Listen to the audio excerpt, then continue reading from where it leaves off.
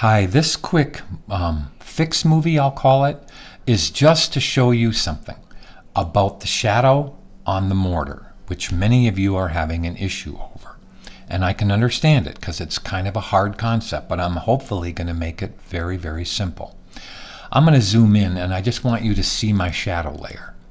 So each brick has a shadow to the right and to the bottom, right? Correct?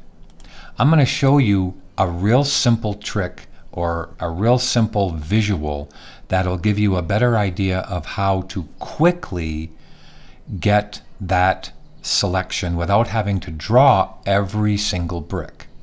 And the shadow for every single brick is what I mean. So I'm going to go to this file. So I'm going to hit the Command key or the Control key and the key above the Tab key, which is the tilde key, and I'm going to go to this because I'm tabbing to my other file. So I have like a simulated brick, so I'm going to turn it off. I have a simulated mortar. See it? Right there. Now what I want is a shadow to the right and to the bottom, but only sticking out a little bit. Okay, so I'm going to show you how I'm going to get that. So I'm going to make a selection by holding Command or Control and make a selection of the brick. All right, so that's just the brick. It's the brick shape. Now I'm going to go to Select and Save Selection, and I'm going to name it number 1. Now I've already done that, and you can see that it's this one right there. Okay, now I'm going to deselect. Now I'll click back up here. Now I want to take that selection and just move it, and then save it as number 2. So let's go back. Make a selection of this one. Let me zoom in and pretend that you now are drawing the shadow. So I'm going to go to the M key, which is for the marquee tool, right? And I'm just going to hold this over that little selection line and just manually move it to the bottom right. Now, and you guys can figure out how big you want your shadows. But look, now pretend that I'm able to color between the brick and this dotted line. Okay, the selection line. But I can do it for every single brick. Now let me finish this one. So now we go to save this as number 2. So I would type a 2 in here. Now I've already done that, and here is the moved over shape. Okay? Now, I'm going to click back up here. So now, if I make a selection of the one I just moved, which is number 2, so I hold Command or Control and I click it, you can see now that I have a big selection, but if I paint it, I'll cover up some of the brick, right? So now I want to subtract the brick shape from this selection. And then I'll just have left over where the shadow goes. It's real easy. If I go back to the brick shape, which is number 1, I'm not going to click on it, but look over in the channels, it's named number 1, and I hold Command or Control, and then I hold Option or Alt. You can see a minus sign in my little selection thing over here. I subtract it. Now look what I got very quickly. I actually have a selection of the shadow. Now I'm going to save that as my, I'll just call it my test shadow. Now I can fill it. So if I grab a darker gray, so if I go to the B key, hold the Alt or Option and grab this gray and then make it darker like that. Okay. I can hit Option or Alt, Backspace, or Delete, and I'm going to have the shadow right there. Now I should have had the shadow moved up above the mortar, but no big deal. I just moved it manually. See, I just moved it manually. That's okay. Now there's my shadow. Now it's harsh, right? It's kind of harsh. So what I want to do is to remove some of the opacity from it, so it's just basically like that, and then just Gaussian blur it by 1 pixel. So I'll go to Filter, Blur, and I have to make sure the selection is off, There's no selection active. So I'm going to Gaussian blur that by just 1 or 2 pixels. So I'll go to 2 pixels. And now there is my decent shadow for that brick. Okay, that's fine. Now let's do it for this one that I made. So I'm going to save the file, and I'm going to color these 3 so I know that, you know, that's not part of anything that I'm doing now. So I'm just going to color them red and turn them off. Okay. Now let's do the same thing here. Okay. So I basically need to have a selection of all of my bricks. Just the bricks. Now, I've shown you in the video how to use the magic wand and grab the mortar. So I'm going to do that. I'm going to hold the magic wand right here, and I'm going to grab by clicking on the proper layer, and I'm going to grab the mortar. Let me see, it's right there, sorry. So now I'm going to grab the mortar right there. So now I have a selection with the magic wand of just the mortar. Okay, so I'll turn off the bricks and you can see it's just the mortar. Now, if I were to say, there's 2 things I can do. I can inverse the selection, so instead of it being the mortar, it's going to be the bricks. Then I can move it. Then I can subtract one from the other. So it's that simple, but keep it in mind, just because there's a lot of bricks doesn't mean that it's going to change. So let me go to Select Inverse. Now instead of it being the mortar, do you see how it's the actual bricks? Okay. Now let me save that as number 1 bricks.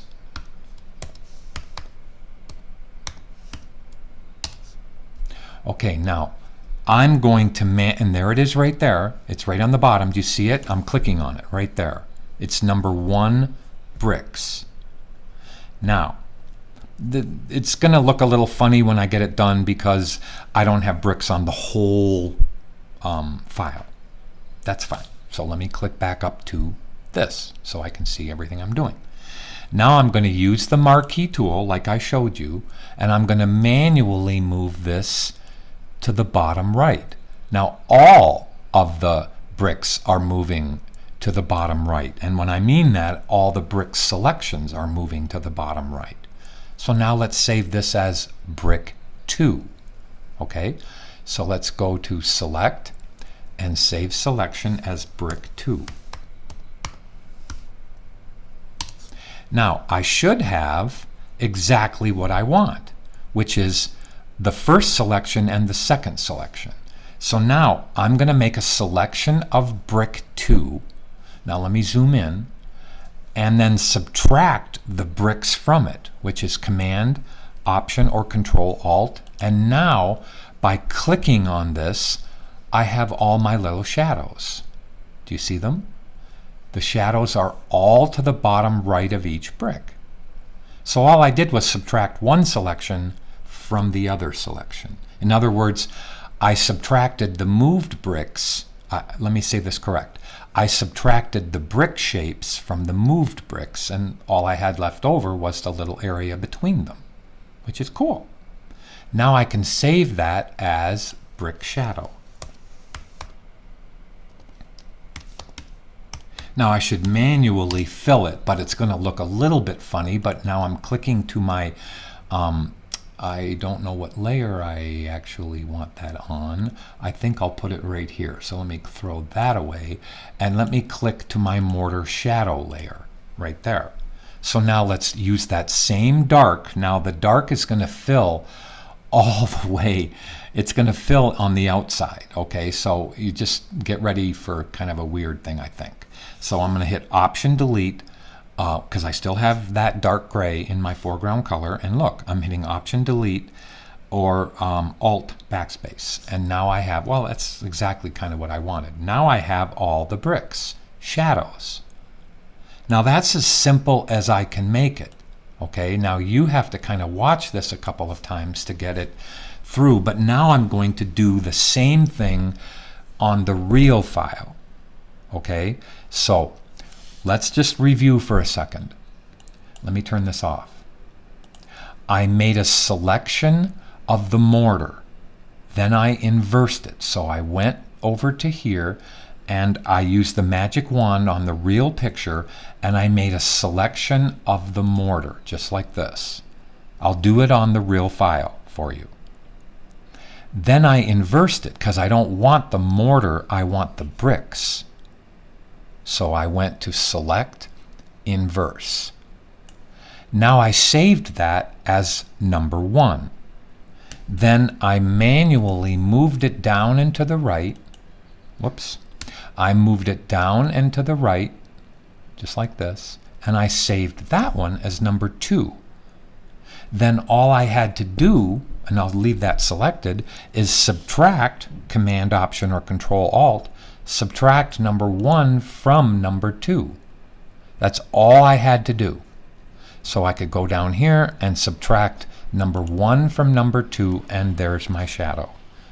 Okay, so now I'm going to move to the real bricks. So let me deselect and hit Command tilde to go to my file. And now maybe make sure this is the right file. Nope, this is the right. Whoops, sorry. Okay, now I'm going to redo this for you. Okay, so I probably should throw all of this away so we can see everything correctly. So let me take away the shadow, and let's take away the graffiti, so all I have left is the brick wall. Now, if I use the magic wand and click on the mortar, I'm going to get the mortar, right? Not the bricks, right? Okay, so let's make sure we're selected on the brick layer. All right, I should even throw away, no, I'm fine, I've thrown away everything except, well, I didn't throw away the shadow, so I just turned it off. Okay, so let's just redo the process. Now I'm going to manually throw away this shadow. I just am not going to save this file, so let's start over on this. So now, remember our 3 steps. If I hit the W key and make sure it's the magic wand right there, I can leave it on 32, I think. Okay, that's the tolerance. 32 is just a standard tolerance for the magic wand, meaning if I click a particular colored pixel, by having it on 32, it'll let me select a little bit more of that value. Now, if I'm not getting it right, I'm going to lower that number. Okay, so let's zoom in and click this. Now, I didn't get all of what I wanted there, so I'm going to deselect and make this about half that number. Okay, I don't remember what I said in the tutorial, but it doesn't matter, it's the same process. So now I'm going to select, and I'm going to, whoops, I went the wrong way. Let me deselect, let me raise the number to about 50. So now there's more of a tolerance, so I should get some of these grays. So let me click, and now that's pretty good.